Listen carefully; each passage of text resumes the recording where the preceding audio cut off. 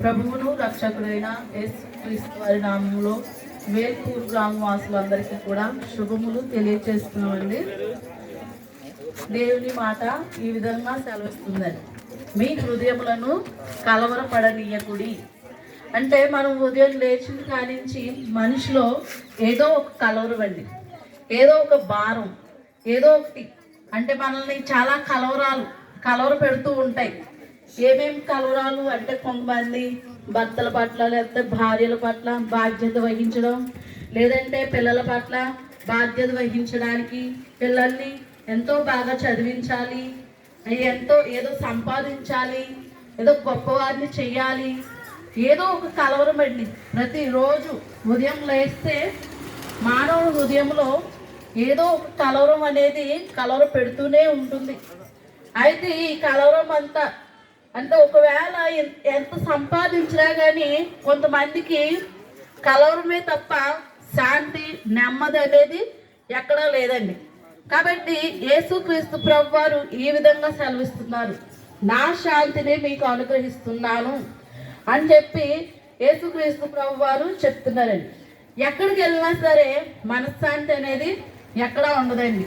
చాలామంది ఈ మనశ్శాంతి కోసం ఎన్నో దాన ధర్మాలు చేస్తారు, ఎన్నో పుణ్య కార్యాలు చేస్తారు, ఏవేవో తీర్థయాత్రలు తిరుగుతారు. అయినా ఆ కొంతసేపేనేమో నెమ్మది, కానీ ఎక్కడ కూడా నెమ్మది అనేది శాశ్వతంగా ఎక్కడ దొరకదండి. కాబట్టి ఎప్పుడైతే యేసుక్రీస్తు ప్రభు వారి యొద్దకు వస్తారో ప్రతిరోజు నెమ్మదేనండి. ఆయన దగ్గరకు వస్తే నిత్యము శాంతిగానే ఉంటారండి. ఆయన దగ్గరకు వచ్చిన వారు అందరూ కూడా నెమ్మదిని పొందుకుంటారు. ఆయన శాంతిని అనుగ్రహిస్తాను అని చెప్పి అంటున్నాడండి. ఈ లోకంలో ఎవరు మనకి శాంతిని ఇస్తారండి?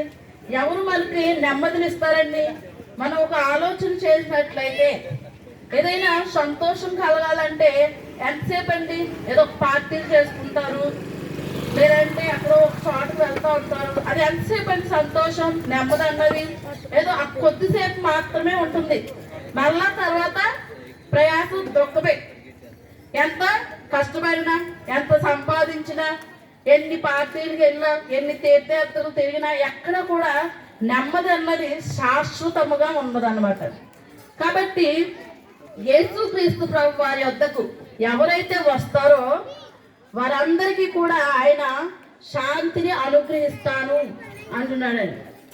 అలాగా మీరందరూ ఎవరైతే ప్రయాసపడి భారం మోసుకున్న జనులారా నా యొద్దకు రండి, నేను మీకు శాంతిని అనుగ్రహిస్తాను అని చెప్పి యేసుక్రీస్తు ప్రభు వారు ఇలాగా తేటతెల్లగా చెప్తున్నారండి. మనం అందరం కూడా ప్రయాసే పడుతున్నాం ఈ లోకంలో, ఏదో ఒక దానికోసం ప్రయాస.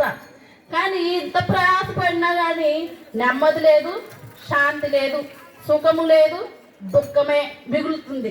ఈ ప్రయాస అంతా వ్యర్థమే అవుతుంది. ఈ లోకంలో ఎంత సంపాదించినా వ్యర్థమే. కాబట్టి ఒకడు తన లోకాన్ని సంపాదించుకున్నా కానీ తన ప్రాణాన్ని పోగొట్టుకుంటే ఏం ప్రయోజనం అండి?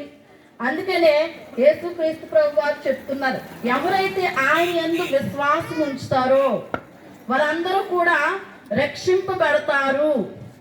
రక్షణ ఉంటేనే ఎవరైనా అక్కడ పరలోక రాజ్యం చేరుకోగలరండి. ఇక్కడ ఎంత సంపాదించినా, ఎంత ప్రయాసపడినా, అన్ని కలవరాలు పెడతాయి తప్ప ఇదంతా కూడా ఒక రోజున మన ఆత్మకి చావు లేదు. కాబట్టి ఈ ఆత్మ ఉండగానే, ఈ ఆత్మ దేవుడు పెట్టిన దీపం కాబట్టి ఒకంత ఆలోచన చేయండి. ఈ భూమి మీద ఉండగానే అందరూ కూడా మనం ఆలోచించుకోవాలి, చనిపోయిన తర్వాత ఆత్మ ఎక్కడికి వెళ్తుంది? చనిపోయింది, చనిపోయాడు అని చెప్పి అంటున్నారు. అంటే అక్కడ ఆత్మ ఎక్కడికి వెళ్ళిపోయిందని శరీరం మాత్రమే చనిపోతుంది, కానీ ఆత్మకి చావలేదు. కాబట్టి అయితే పరలోకము లేకపోతే నరకం, ఈ రెండు స్థలాలకే వెళ్ళాలి. కాబట్టి ప్రతి ఒక్కరికి కూడా పరలోకం వెళ్ళాలని అందరికీ ఆశే. కాబట్టి ఏ ఒక్కరికి నరకం వెళ్ళాలని ఆశ ఉండదు. కాబట్టి ఆ నరక శిక్ష నుంచి తప్పించడానికి యేసుక్రీస్తు ప్రభువారు ఈ లోకానికి 2024 సంవత్సరాల క్రితం మానవతారం ధరించి ఆయన ఆదిలో ఉన్న దేవుడు ఆయన శరీరాకారంలో మన కోసం మనుషు రీతిగా వచ్చి ఆయన మన కోసం మరణించాడు. ఆయన నిత్య జీవం ఇస్తాడు.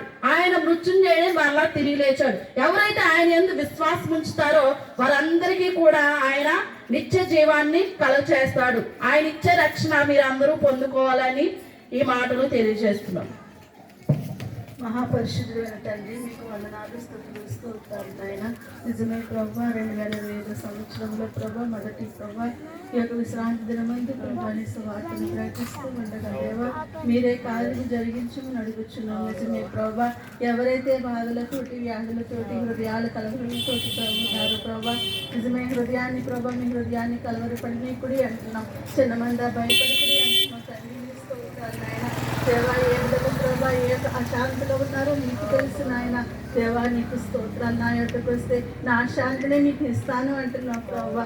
అటు విధంగా తండ్రి అనేకులు ప్రభా మీ శాంతిని పొందుకున్నట్లుగా మీరే సహాయం చేయమని చెప్పబడిన మాటలు ప్రభా నాయన అయా ఆశ్చర్యకరంగా దీవెనకరంగా వారి హృదయాల్లో ఫలించడానికి కార్యం జరిగించమని యేసు నామములో ప్రార్థిస్తున్నాం తండ్రి.